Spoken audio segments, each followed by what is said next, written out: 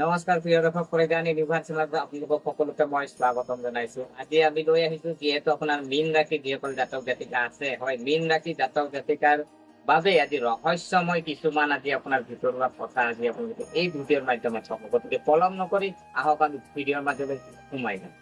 প্ৰিয় দৰ্শক, যদি চোৱা হয় আজি আপোনাৰ মীন ৰাশি যিসকল জাতক জাতিকা আছে তেখেতসকলৰ কাৰণে কি কয় মীন ৰাশি দ্বাদশ আৰু এক ৰাশি বুলি কয়, আৰু ই জলমৌলৰ ৰাশি আৰু ইয়াৰ গ্ৰহ যদি কোৱা হয় গুৰু, আৰু মীন ৰাশিৰ অধীনত জন্ম হোৱা জাতক জাতিকাসকল অত্যন্ত আবেগিক, দয়ালু আৰু কল্পনা প্ৰসূতি, আৰু তেওঁলোকৰ অন্তৰ্নিহিত মনটো অতি সংবেদনশীল, আৰু তেওঁলোকে প্ৰায়ে পৃথিৱীৰ পৰা আঁতৰি নিজৰ সপোনৰ জগতখনত বিচৰণ কৰে। আৰু প্ৰকৃতিৰ আমি বৈশিষ্ট্য যদি চোৱা হয় আবেগিক আৰু সংবেদনশীল, আৰু আপোনাৰ মীন ৰাশিৰ অধীনত জন্ম হোৱা যিসকল জাতক জাতিকা আছে তেখেতসকলৰ অত্যন্ত আবেগিক, তেওঁলোকে আনক দুখ অনুভৱ কৰে আৰু তেওঁলোকক সহায় কৰিবলৈ যথোপৰিমাণে চেষ্টা কৰে, আৰু কেতিয়াবা এই আবেগিকতা তেওঁলোকৰ বাবে দুৰ্বলতা হৈ পৰে, কাৰণ তেওঁলোকে সকলো কথা শিকিব আৰু কলাত্মক আৰু সৃষ্টিশীল তেওঁলোকৰ জন্মগত স্থিৰতা আছে, আৰু সংগীত, চিত্ৰকলা, লেখা, নৃত্য,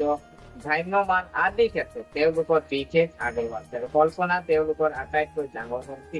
আৰু এই কাৰণেই বহু মহান শিল্পী, সাহিত্যিক, সংগীতজ্ঞ মীন ৰাশি হৈ আহিছে। প্ৰিয় দৰ্শক, যিসকল আনৰ বাবে জীয়াই থাকে তেখেতসকলৰ আজি যদি চোৱা হয় আজি আপোনাৰ মীন ৰাশিৰ জাতক জাতিকা আনৰ মংগলত নিজৰ সুখ বিচাৰি পায়, আৰু তেওঁলোকে আনৰ সুখ আৰু দুখৰ অংশীদাৰ, আৰু প্ৰায় নিস্বাৰ্থ সেৱাৰ দ্বাৰা অনুপ্ৰাণিত হয়, আৰু কাৰোবাক সহায় কৰি আধ্যাত্মিক সন্তুষ্টি লাভ কৰে। প্ৰিয় দৰ্শক, আমি ধৰ্মীয় আৰু আধ্যাত্মিকত যদি আমি দিশটো চোৱা হয় বৃহস্পতিৰ প্ৰভাৱৰ বাবে মীন ৰাশিৰ যিসকল জাতক জাতিকা আছে তেখেতসকল গভীৰভাৱে ধৰ্মীয় আৰু আধ্যাত্মিক বা পূজা, ধ্যান, যোগৰ প্ৰতি আগ্ৰহী, আৰু বহু সময়ত তেওঁলোকেও জীৱনত আধ্যাত্মিকতাৰ পথত খোজ কাঢ়ে আৰু একাকী আৰু শান্তিপূৰ্ণ জীৱন বিচাৰে।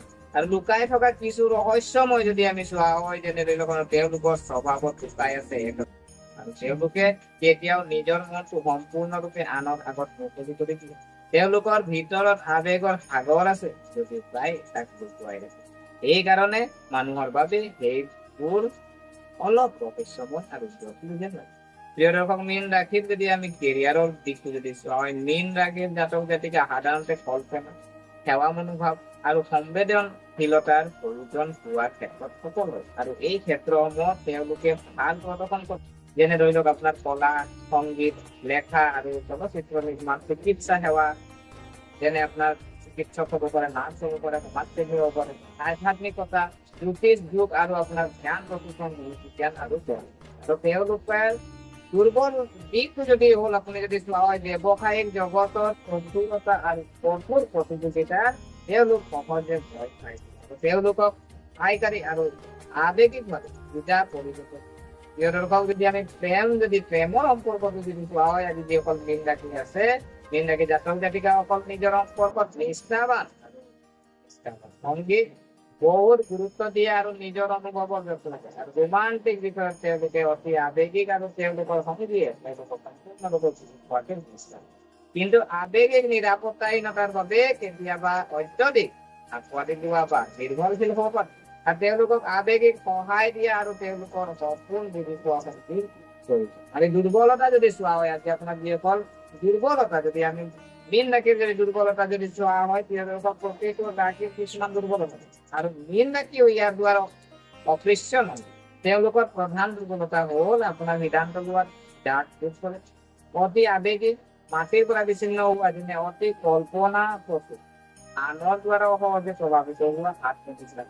গতিকে মীন ৰাশিৰ জাতক জাতিকাই নিজৰ আত্মবিশ্বাস দৃঢ় কৰিব লাগে। তুমি যদি ইয়াৰ টিপছ কিছুমান আপোনাৰ মীন ৰাশিৰ বাবে কিছুমান টিপছ আছে, আপোনালোকে ধ্যানটো শুনিব। ধ্যান আৰু যোগাসন কৰক যাতে মন স্থিৰ হৈ থাকে, সময় আপোনাৰ ব্যৱস্থাপনা কৰক, বাস্তৱসন্মত পদ্ধতি গ্ৰহণ কৰক, আবেগিক নিয়ন্ত্ৰণ কৰিবলৈ শিকক, আত্মনিৰ্ভৰশীল চেষ্টা কৰক। বৃহস্পতিবাৰে বেগেৰে কাঠক আৰু হালধীয়া ৰঙৰ বস্তু দাঁত প্ৰিয় দৰ্শক, মীন ৰাশি অতি ৰহস্যময় আৰু আজি ৰাশি, আৰু যাৰ স্বভাৱ অতি সৃষ্টিশীল আৰু বেয়া।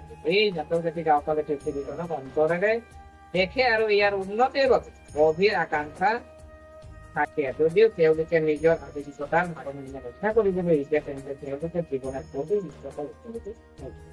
গতিকে প্ৰিয় দৰ্শক, আশা কৰিছো আপোনালোকে ভিডিঅ'টো চাই ভাল পালে। যদি এই ভিডিঅ' আপোনাক কিঞ্চিত মানুহ লাভান্বিত কৰিছে তেনেহ'লে লাইক কৰিব, কমেণ্ট কৰিব, শ্বেয়াৰ কৰিব আৰু আমাৰ চেনেলটো যদি ছাবস্ক্ৰাইব কৰা নাই ছাবস্ক্ৰাইব কৰি আমাক উৎসাহিত কৰিব। পুনৰ লগ পোৱাৰ প্ৰতিশ্ৰুতিৰে আজিলৈ বিদায় মাগিলোঁ। ধন্যবাদ।